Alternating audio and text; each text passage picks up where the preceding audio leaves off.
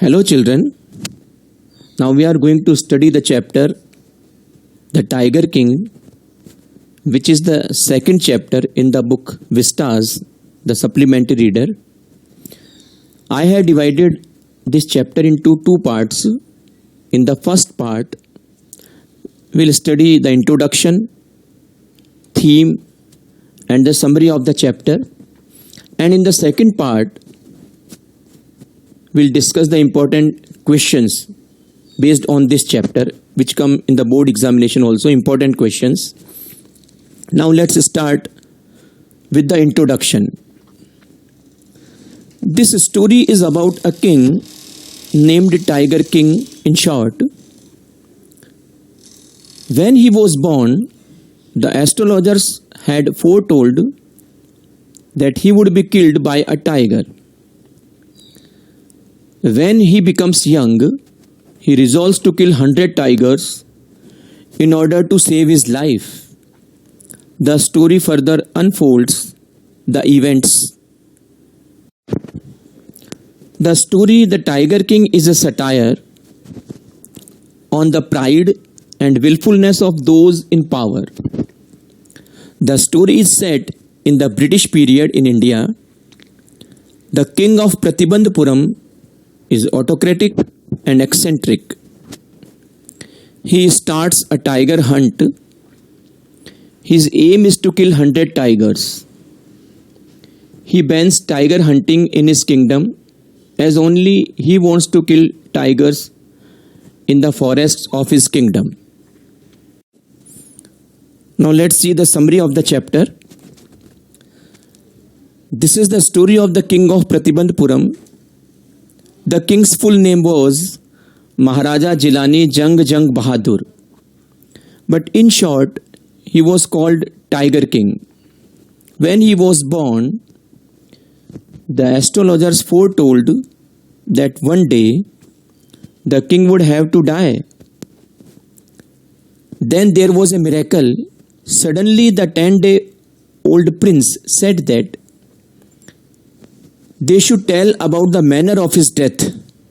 Then there would be some sense in the prediction.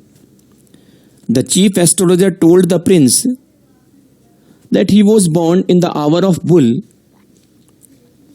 Tiger is the enemy of bull, so his death would come from a tiger. Now the time passed. The prince grew up and became a powerful Maharaja.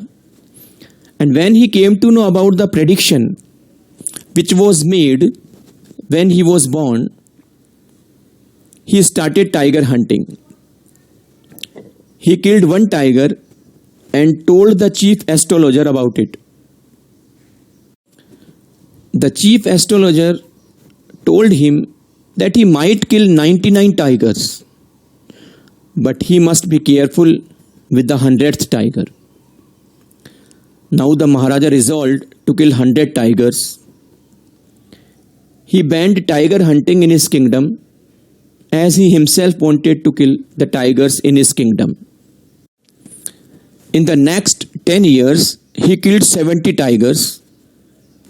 Once he faced an unforeseen situation when a high-ranking British officer came to hunt tigers in his kingdom, but the Maharaja did not allow him as he himself wanted to kill all the tigers.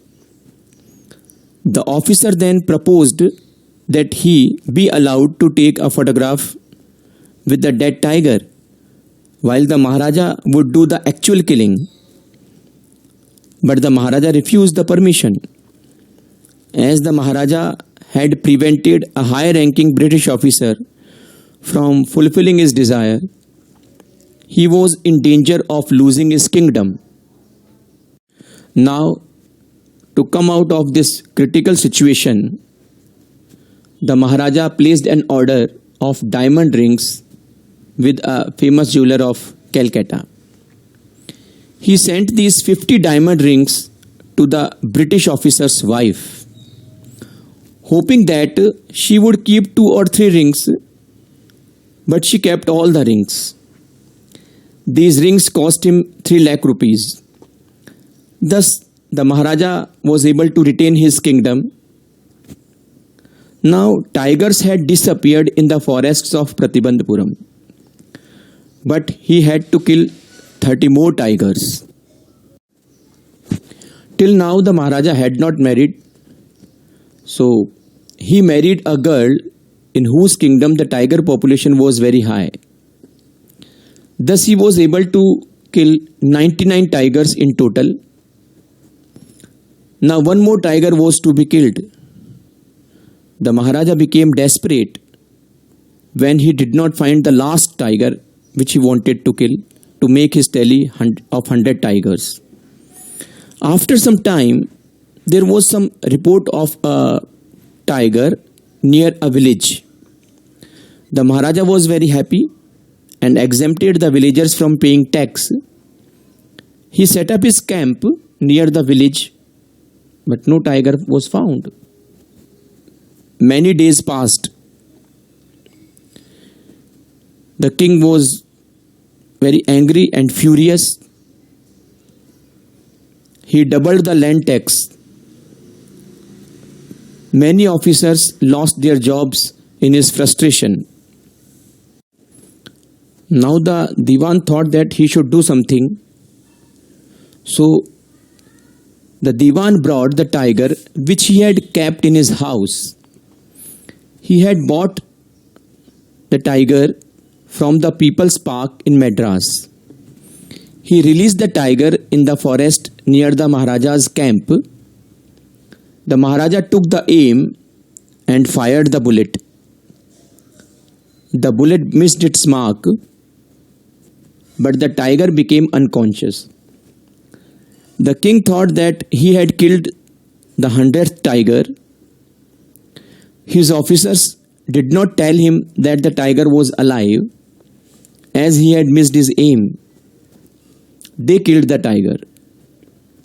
The Maharaja bought a wooden tiger to give as a gift to his son on his birthday.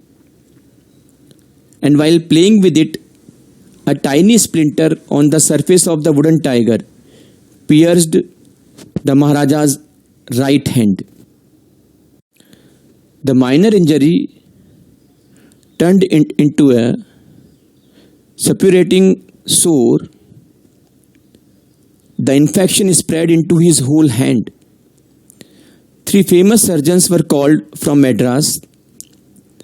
They performed the operation but could not save the Maharaja.